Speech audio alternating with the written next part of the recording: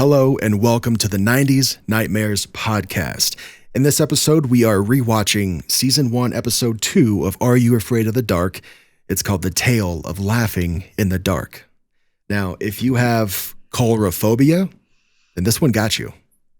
Oh yeah, absolutely did. Absolutely did. I'm not personally super afraid of clowns. That's just not something that triggers anything in me. What about you, Booze? Not really. I definitely have things out there that terrify me, but clowns is not up there. So is it just like, I don't know, dude. I remember like seeing Stephen King's It when it came out in 90. So I was not watching it, live or anything, but watching it back later in the late 90s and whatever else. It was super scary, but not because he was a clown. Like, did you get anything from it? No, it's definitely unsettling, but again, I think it was just elements of the show or the movie itself that was scary. It wasn't the clown specifically. For sure. Yeah, dude. All right, cool. So neither one of us have coulrophobia, which, if it's not clear by now, is the fear of clowns. Yes. This episode aired on August 22nd, 1992, which is 2 years after Stephen King's It miniseries was on TV. So you got to think DJ McHale, the creator and big guy on Dark, was influenced by this miniseries, or at least by the books when he read them many years before. Yes. Because you don't accidentally make a scary clown story. You know what I mean? No, I don't think so. I think that was heavily influenced for sure. Before we jump into the episode, Booze, I have a super weird question, but I got to know, what is your favorite sound on planet Earth right now? The first sound that comes to mind is kind of the ASMR thing where it come with rain. Again, my favorite all-time noise and favorite way to sleep is to open up on like a cloudy, dreary day, open up the front door and just have the screen door open and you hear those raindrops either hitting the concrete, the grass, the window, whatever it is. I don't know. There's something soothing about that. And I really, really love that sound. For sure. It's almost like white noise, but yes, calming on purpose. Nice, dude. I'm sure a lot of people can relate to that. Love the sound of rain. Mine's stupid. My favorite sound, one of them, is the sound of like a snare drum when it's tuned a little bit too high and it's got that ping, that ringy ping sound to it. So I grew up listening to, like, in my formidable years, heavy music. Like, As Blood Runs Black is probably the most prominent example of a band that has this sound in their snare drum. You can still, like, the snare has balls to it in it. Like, you can feel it when the dude hits it, but it's got like this. It's almost like a sonar that you would hear on a subway. Oh yeah. That's ping, a good connection. That sound is also in the snare drum. And anytime I hear that today, I just get like, yes, they did it. And you do it on purpose because you can get rid of that sound, and a lot of people do. But if you leave that sound in, it's like, again, I don't want to get super nerdy, but I've run a recording studio with a buddy of mine for the last 10 years, and that sound is usually between like 500 and 700 hertz. And a lot of people go find it and they take it out.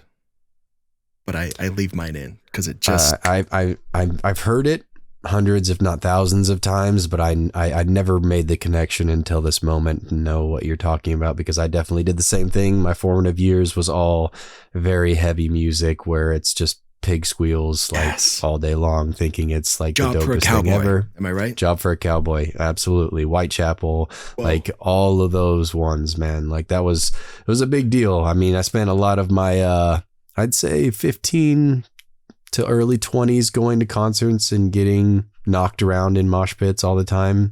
Yeah, because I was a very skinny dude. So it was, I was like targeted because like, oh, let's just go knock this skinny white dude out really quickly. It's an easy target. I'll just windmill into this dude and he's gone for the night. Absolutely. Wow. Absolutely. But still fun.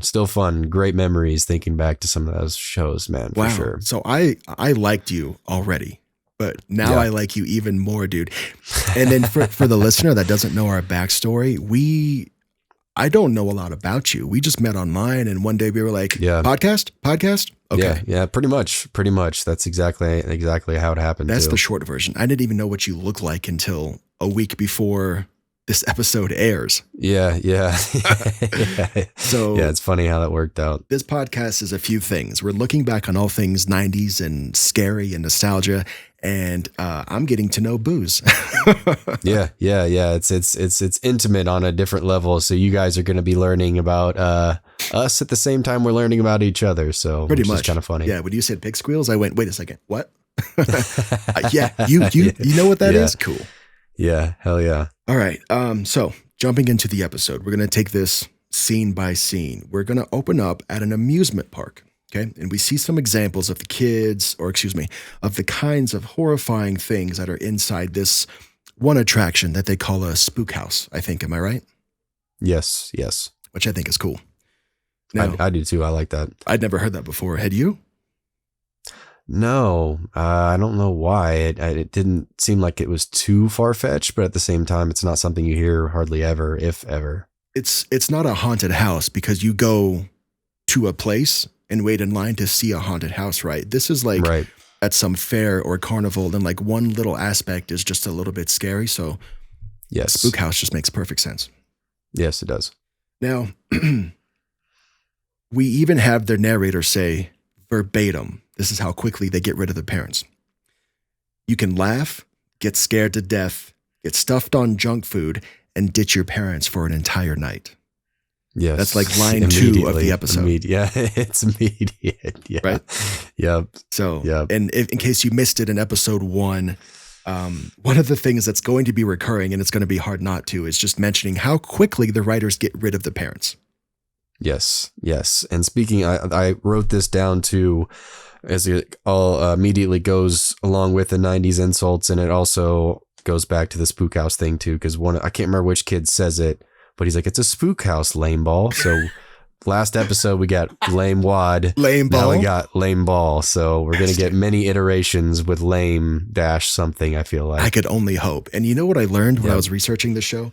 They didn't have just like a small group of writers. So like almost every single episode was pitched by another person. So there wasn't a writer's room where 4 people got together and just did their thing for the entire series. It was just like grabbing ideas from anybody and anywhere. So yeah, we are going to get a bunch of lame blanks, but because the writing is coming from different people, I hope that we get like the most diverse way to insult people imaginable. Yes, I hope so too. Yes, my fingers please. Are crossed. Yeah, very entertaining. So, did you say lame ball? Is that the one? Yeah, it's lame ball. Okay. That was this one. Yep. That's so good. All right. Well, let's not be so 90s. Let's not be lame balls, and let's get on with the show here.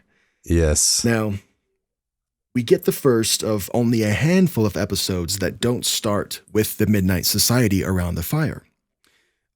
This is because of a false start. So the show opens up on the carnival, and you're already in the story.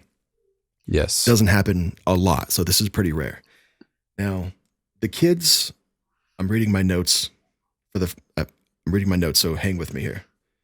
The kids are just chilling when they hear the laughter. Then they go run to see what the laughter is, and that's when they see the laughing in the dark spook house. Now, the carny that comes up, that's Alan Tager, the same dude that played Dr. Vink in the last episode. Yep. And this is almost, I don't want to give it away. Well, hold on. The expectation is that the listener, you are listening along with us or watching the episodes along with us. So by the time you finish the episode, you can put on the podcast and let's do it. So spoilers should be fine. Do we agree? I think so. Yeah, I think so. Okay, cool. So I love this Sixth Sense kind of vibe where the carny is either Zeebo in real life or the ghost of Zeebo the whole time. Yes. What were your thoughts on? I'm not really sure exactly which one. Yes. What were your thoughts on that aspect specifically?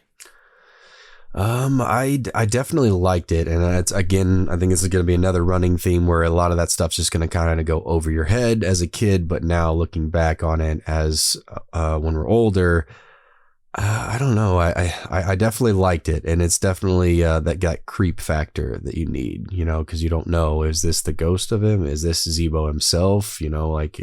Right. So. Yes, and I also noticed the fact that the carny only spoke to those 3 kids. Like he wasn't out there barking at everybody that walked past, like they're kind of known to do. Yeah. He just targeted these 3 kids and kind of made them, his entertainment, his pets for a while. Right. So I thought that was interesting as well. Now, he does a great job at being creepy. He's so good at that. Yes, he does. Yes, very, very, very good at that.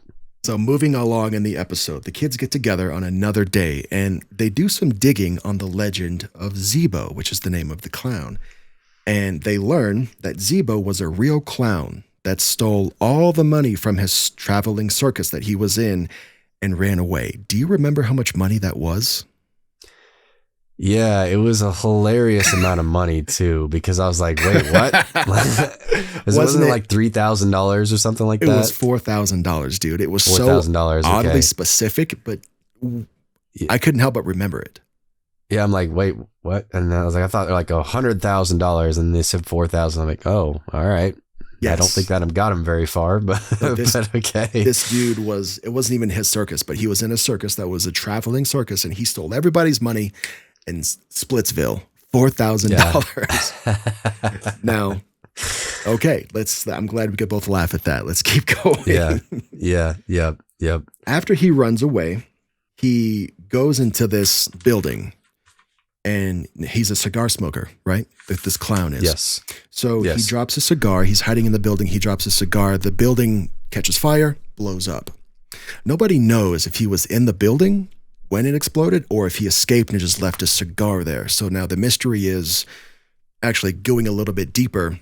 That building is the spook house. So like they built the spook house where the building was. I guess they remade the walls and whatever. Right. Architecture, whatever. It's not my jam. Yeah. Now, that's the mystery. Did he survive, and is he running around still to this day, or is his ghost in there? Right. So, catching up to myself here. They put a dummy of Zeebo the clown in that spook house. Remember what door he was behind? Was it 4? I don't remember. I almost want to say. I think it was, it was like 4, I think. I could be wrong on that, though. I almost want to say 6. But in any case, I don't think it's important to the story. Behind one of the doors in the room of doors is the dummy of Zeebo. Now, here's your first fun fact of this episode. That size, this red rubber nose, changes size throughout the entire episode. Oh, I didn't even notice that until now. Did not notice that. It's different. Yeah. Probably just comes down to like the prop house at the time, just having multiple ones and not really caring or, paying close enough attention to this versus this versus this. I don't know. Yes. Oh, speaking of doors too, I wrote this down because I thought this was pretty prominent. The phrase here, what he says, let me get my narrator voice on really quick. He said, pick the right door and you'll go free. Pick the wrong door and there he'll be. Yeah, that was so good. I was like, whoa. I was like, okay. I was like, episode 1, creepy. Episode 2, good thing I'm not scared of clowns, because if I was, this episode would be very terrifying too, especially as a kid. Yes, if you're scared of clowns, this episode's way scarier than the first one. Yes, and absolutely. Aaron Tigger was so good. I wrote down in my notes that he is so creepy, but I was kind of forgetting why, and I'm glad you wrote down the line, because that's what it was for me. Can I hear you say that again in your narrator voice? Yeah, he definitely got it, because that actually brought me into it immediately. Like, okay, all right, here we go. Pick the right door and you'll go free. Pick the wrong door and there he'll be. That's so good. It is really good. Like I was like, wow, okay, good job on that one. That was good writing and good delivery too, and good on you, Booze, for narrating that so well. Yeah, I got a quick tangent that I don't want to go off too far on, but I do want to. Okay. In the spirit of narrator voices, the other day my wife told me, she was like, it was early in the morning and I still had my sleepy voice on, and she was like, "Why are you talking to me in your YouTube voice?"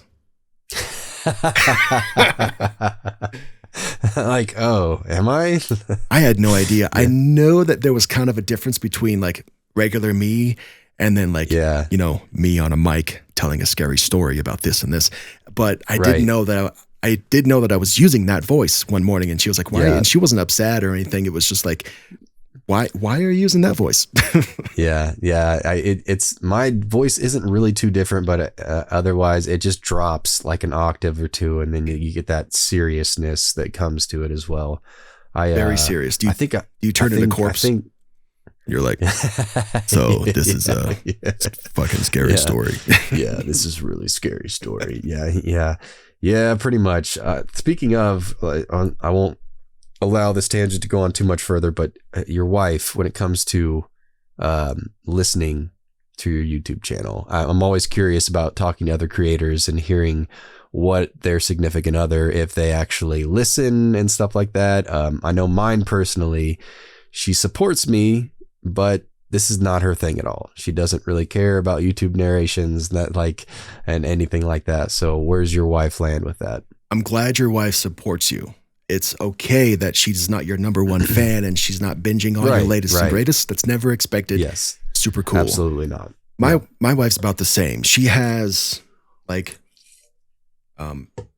scary stories on podcast. I don't like I think Ramona Flowers is the name of one of them. I think she does like fictional ones. She has the No Sleep podcast on her like history as well. And every now and then when she hands me her phone to put on music in the car, I see her Spotify history and I'm not in there. But like Let's Read maybe in there. You know what I mean? Yeah. But she does. I know she checks it out every now and then because she'll text me once every 3 or 4 months and she'll be like, hey, the plural of deer is just deer. because I said deers in an episode. Yeah. That's funny. That's basically where mine's at as well. I think she's not really into the fiction or any of this stuff or the narrator. She's all true crime basically. So, and I don't really get to do too much of that often. I also think that she hears my voice enough throughout the day and night. So she probably doesn't want to listen to that any more than she has to. Amen, dude. Amen. And if the tables were turned and like my wife was telling stories on the internet, 100% it'd be the same way. I support it. Yeah, it would be. I'll listen to it to make sure the quality's good, blah, blah, blah. If you want me to give you a review or whatever, but no, I live with you. So I'm good. I'm good. I'm good. Yeah, if I wanted to hear you talk more, I would just talk to you more. You know what I mean? Exactly. It's that. So. Exactly. Yep. Thanks for asking, man. Yeah, for sure. Let's cruise through the episode, trying to find out where we left off. So, I believe the kid had just met Zeebo, the carny clown, or the carny. I believe so. In the spirit of weird ass names, in the last episode, one of them was named Buzz. One of the characters in this episode is named Ouija. Oh yeah. I forgot to write that down, but I'm like, all right. Which I assume is short for Luigi, right? But dude, when they were naming the characters on this show, they were just like, give me the name dictionary. I'll close my eyes and that's the one. Yeah, that'll work. Yep, that'll work. Yep, that's who that is. I'm also noticing in episode 2 already that there's another running theme is there's always at least one asshole kid. Is Josh the asshole Danny kid? In the first one. Which one is Josh the redhead? The main? Yes. Yes, I think so. Yeah. I think so. At least thus far in these 2 episodes, there's always seems to be like that stereotypical 90s bully type of character, even if it's in a friend group type of thing. Interesting. Okay, yeah, let's see how many episodes in a row that goes. Yeah, I'm curious to see as well. Cool.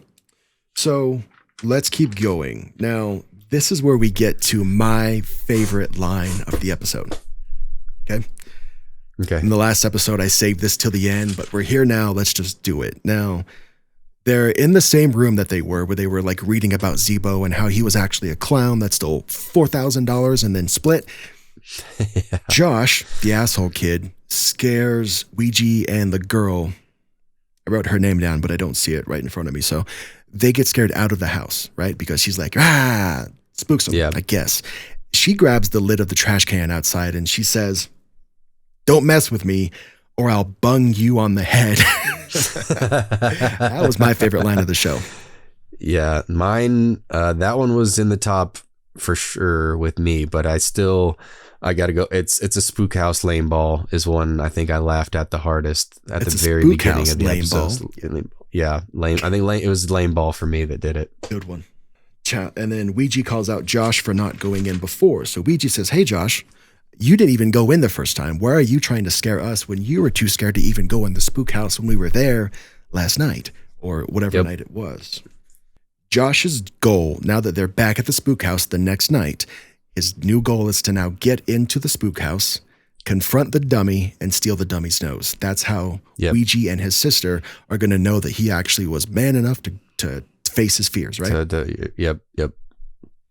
And the bet was if Josh grabs his nose, Ouija has to wear it at school for the whole week.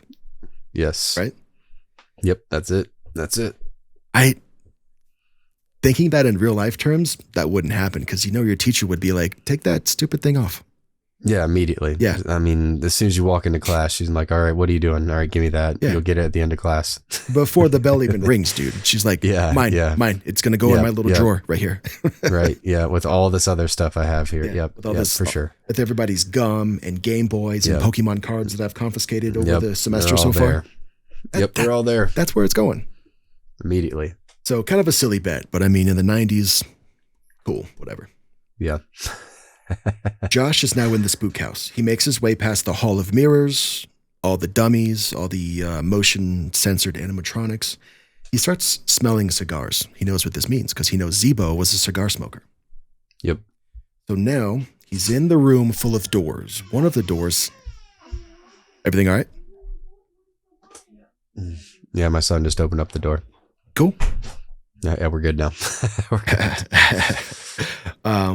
One of the doors has Zeebo behind it, so he starts opening doors, right? He sees the exit door. That's not it. So he pulls up the next door. There's Zeebo. Scares the shit out of him. Yes. Yep. But he talks himself down. He says, you know what? This is what I'm here for. I have to be the hero and steal this dummy's nose, right? So he does. Yeah. What a silly thing to prove your manhood to. Yes. I was thinking the same thing. He leaves the spook house. So now we cut to the next day. Ouija has the clown nose on, and he's pissed. They're sitting outside Ouija's house, I think. Yep. Nothing memorable about this scene, to me at least. Did you remember anything about this scene? No, not in particular. Not really. Okay. Cool. Maybe it was just bad writing, bad acting, or maybe I don't know. Yeah. So we're going to cruise right past that one. Josh starts to smell cigars again. And we, as the viewer, get to actually see cigar smoke that he doesn't see. So we know Zeebo's there. The guy, the actual person, the ghost, we don't know, but we see cigar smoke somewhere. One of the two. Right? Yep. Also very Stephen King's It. Very much so. Yes. Very much so.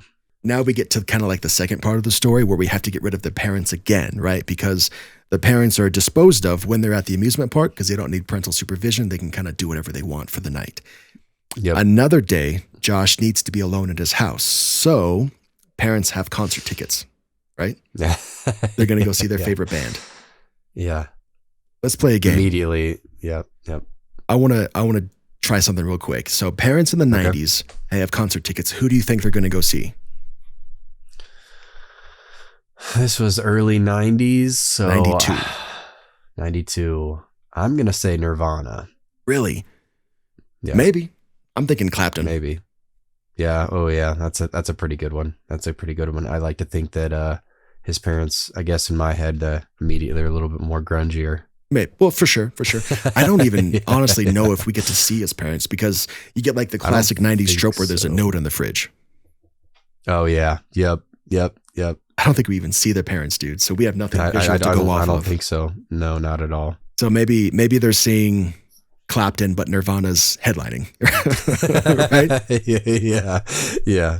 Yeah. That'd be fun. That'd be a hell of a combination. Heck yeah. I'd go see that show. I would too. So now Josh is alone in the house. Boom. Parents are gone. He's by himself. He hears creaking noises and he starts to get scared. Now, Ouija calls Josh at his house. He says, you know what, man, I'm sorry. I was such a poor sport about the nose thing. I could have been a lot cooler, blah, blah, blah. Which I think immediately he's already unnerved. So the phone call kind of jolts him. And then he's like, oh, it's just this guy. And then they get off the phone and then he gets another call. Yes, but it's not Ouija this time. It's not Ouija this time. And I can't remember what he answers or what he says when he answers the phone immediately, but he assumes that it's Ouija again, but it's not. It's Zeebo. He probably answers the phone like, what? Lame ball again, Yeah. Hit him with the lame ball. Can't go wrong with that. We'll put 2 lame balls in the same episode. It's fine. Yeah, might as well. So we hear Zeebo's voice. Z-Boy's voice.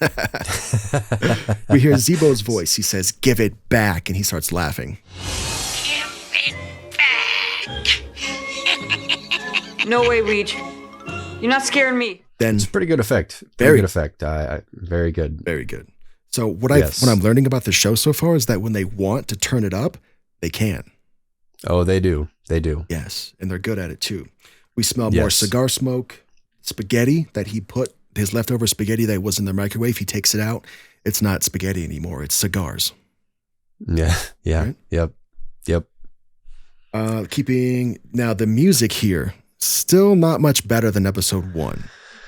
Yeah, I'm not into it. It's okay. It does the job, but it's not, it's not overwhelmingly amazing or anything like that. So it's nothing memorable. I don't remember a single note from this show, but I did write down that the music starts rising during this part, and it's trying to be scary. It's almost there. Yes. Yeah, definitely. Josh leaves his house. He runs back to the spook house with the nose because he wants, and some cigars, a box of cigars that he has, probably stolen from his dad. Yeah, I had that written down too. I'm like, okay, where would this kid get an entire box of cigars? And okay, like the only connection I can make is like his dad's obviously a heavy cigar smoker. So I'm just going to tell myself that's the answer. Maybe his dad knew Zeebo. Maybe they were in the same traveling circus. And his yeah. dad's like, he stole 4,000 of all of our dollars. And now he's like, he's got a slam book where he's just like slamming Zeebo every night. Absolutely. That's awesome. So now Josh wants to go return the nose because now he's rightfully spooked and he stole some of Dad's cigars he wants to give him as a gift. So the spook house, he does it, right? He puts the nose back, cigars are there. The spook house lets him leave because it's smart enough to know that they can change the doors, I guess. Did you pick up on that? I must have missed that one. I think I missed that. Yeah. There's a good chance that I'm just an idiot and I'm misremembering, but I think he opened up a door that he thought was the exit before, but now it wasn't. So he closed it. Oh yeah. You're right. Okay. Yep. You're right. He did the good deed, went back to the door, and then it was an exit again. Okay. Yes. Cool. So maybe I'm not misremembering. So the spook house allows him to leave, and then we get to see Zeebo. Here's the crazy part, dude. He puts the nose on the floor in front of Zeebo and then leaves. Yes. When we cut back to Zeebo, it's back on his face. So that begs the question, was that not a dummy after all? Was that really him? And did he reach down and do it? Right. Or did the ghost of Zeebo, was he there the whole time and he put it back on the dummy because that's where it rightfully belongs? Yep. I also have this written down as well. When he first enters into the spook house, that dragon has like real flames coming out of it. Oh, does it? I missed that. Yeah. Like, I might not have, or maybe I don't know if that's the effect or if it just looked like that, but the entire time I'm thinking, I think this is just the dad in me now. I was like, real flames on that in an unsupervised spook house. Like, tell me that's not like, some kind of legal thing right then and there. That is so dad of you, bro. That's like, is this safe? Is this the safest thing? Yeah, this is not safe at all. Like, how can you just let flames be coming out of, like, real flames coming out of a dragon? Are you serious? Unsupervised. Not even, oh my God, that's so funny. Good on you. Yeah. I didn't think that, I didn't even notice that, dude. Oh man. Yeah. So credits start to roll. Okay, story's over. Aaron Tager is credited as the Carney, and he's credited as Zeebo. Yes. So that's confirmation that he was, in fact, yeah. He either is the ghost that only the kids can see, or he is actual Zeebo, and he did escape the spook house before it exploded. Yeah, I like personally to think that he was the ghost, because just based off the fact that he only talked to those three. He wasn't talking to anybody else. I don't know if that means if nobody else got that or whatever, but in my head, the way I perceive it, I think it's just they were the only ones that saw him because he was the only one, or he only wanted them to see him. I think the story is better that way. So I want to agree with you on that. Yeah, I think so. Have you ever been to a haunted house?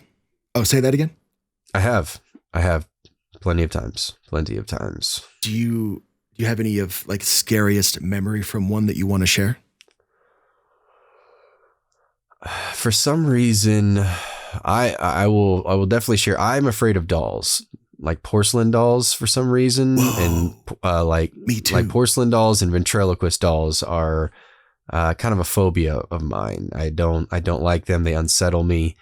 And that coupled with what are those lights called that pulse? Strobe lights.